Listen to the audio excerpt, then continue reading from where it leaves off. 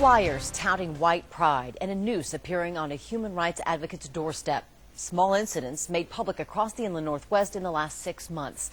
The Southern Poverty Law Center estimates that there are still 17 chapters of the Aryan Nations across the country. The question on many people's minds, is North Idaho's dark past making a comeback?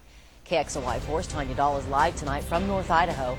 And Tania, you chatted with many people who weighed in on that question. I did, from the lawyer who helped bankrupt Richard Butler to a minority living in North Idaho, even to a man who claims to be the new leader of the Aryan Nations out of Athol, Idaho. A warning to viewers tonight, some of what you're about to see might be disturbing.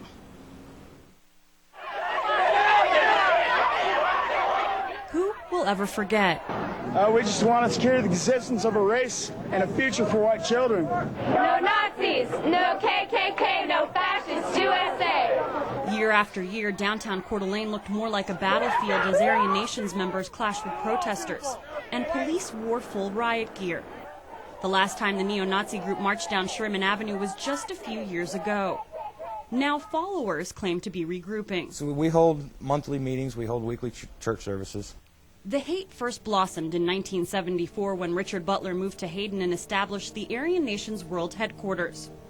For decades, Butler shared his dream of a white-only homeland with recruits who came to his 20-acre compound. Then he took his message to the streets of Coeur d'Alene. You're scum! You're scum of the earth! Violence is what ultimately put an end to Butler's glory days. In 1998, Aryan Nations security guards shot at a woman and her son driving by the compound. Victoria and Jason Keenan sued and won a $6.3 million lawsuit.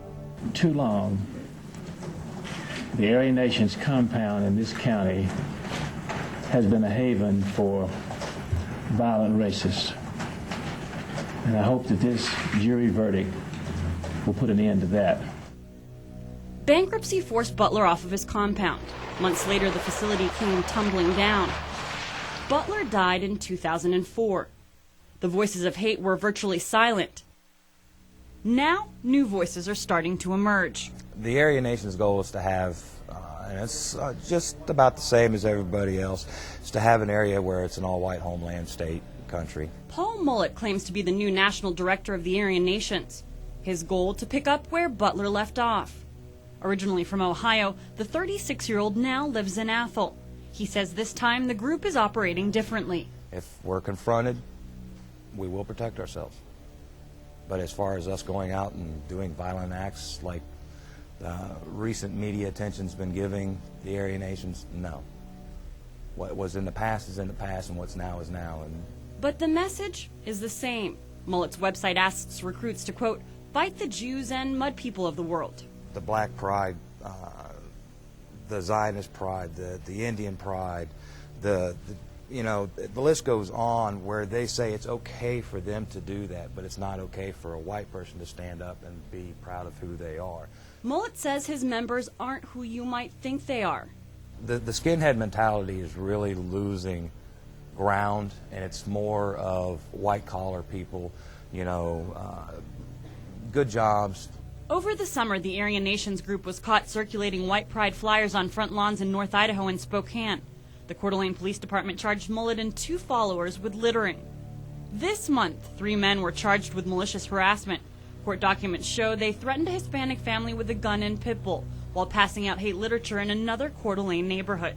This is like basketball being played by very under-talented short people. Norm Gissel is a lawyer who helped bankrupt Butler. The Idaho native says this new attempt at a resurgence isn't as organized and doesn't hold the same political power that Butler's group managed to gain in Kootenai County. There is no place where they're wanted.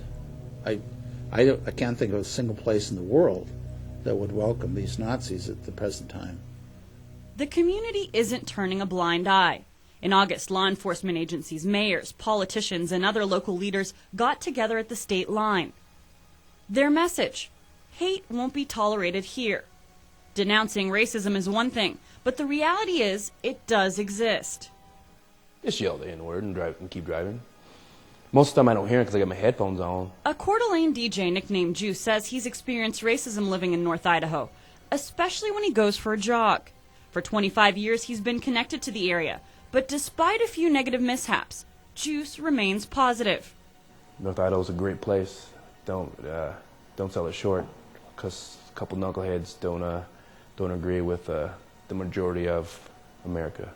His skin color makes him an automatic target for white supremacist hate, which is why this statement might surprise you. And we're Americans, and we earn the right to be free and say what you need to, or whatever you want to say. It might not be right, and not be the politically correct thing to say, but nevertheless, they can say it. Freedom of speech is one thing, but if you ask the lawyer who worked hard to bring Butler's compound down what can happen when hate is left to its own devices, his answer: innocent people can get hurt. Tell me a point in history where being silent around Nazis benefited anybody but Nazis. You have to talk about it. You have to raise that issue. For those wanting to walk in Richard Butler's shoes like this self-proclaimed Aryan Nations leader, Mullet says North Idaho is his final stop. In September, we are going to have Congress in Idaho. I've got plans and the permit for a rally in Hayden. We want a white America! No one knows if those gatherings will turn into the demonstrations that scarred North Idaho in the past. But it appears this time around, many are watching, waiting, and ready. Do they have any staying power? No. And is that a victory for all of us? Yes. And the city of Hayden says it has not issued a permit for an Aryan Nations rally, but did say that someone stopped by to ask about the process. Mullet denied our request to sit in on his group's meetings, and the only way he agreed to this interview was by pre-screening my questions ahead of time. Mullet has also gone on the record saying that he has plans to buy land and rebuild an Aryan Nations compound right here in North Idaho. Reporting live, Tania, Dall, KXLY4, HD News.